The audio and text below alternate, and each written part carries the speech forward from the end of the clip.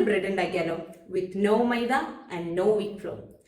Diabetic and PMOs ഉള്ള പേഷ്യൻസിന് ഇത് വളരെ ഹെൽപ്ഫുൾ ആയിട്ടുള്ള റെസിപ്പി ആയിരിക്കും. പിന്നെ ഗ്ലൂട്ടൻ ഫ്രീ ആയിട്ടുള്ള ഒരു ബ്രെഡാണ് and also it is rich in fibre. So let's make it. ഈ ഒരു ബ്രെഡ് ഉണ്ടാക്കാൻ നമുക്ക് വേണ്ടത് 300 ഗ്രാം ഫ്ലെക്സ് സീഡ് നല്ലപോലെ പൊടിച്ചതായിരിക്കണം, 275 gram sunflower seed, 50 gram chia seed, 35 gram psyllium husk, pinch of salt, 2 tablespoon of extra virgin oil, പിന്നെ 400 ml of വാട്ടറാണ് നമുക്ക് ഇതിനായിട്ട് വേണ്ടത്. ഇതിലുള്ള സീലിയം ഹസ്കും ചിയ സീഡും വാട്ടറിനെ നല്ലപോലെ അബ്സോർബ് ചെയ്ത് ഇതുപോലെ ഒരു തിക്ക് ടെക്സ്ചറിലോട്ട് ആയി കിട്ടും. പിന്നെ നമുക്ക് വേണമെങ്കിൽ മോങ് ഫ്രൂട്ട് സ്വീറ്റ്നർ ആഡ് ചെയ്യാം, കാരണം ഇതിന് എർത്തി സേവറി ടേസ്റ്റ് ആണ്. അപ്പം എല്ലാവർക്കും ഇത് ഇഷ്ടപ്പെടില്ല, അതും കൂടി ആഡ് ചെയ്ത് കഴിഞ്ഞാൽ കുറച്ചും കൂടി ടേസ്റ്റി ആയിരിക്കും കഴിക്കാൻ.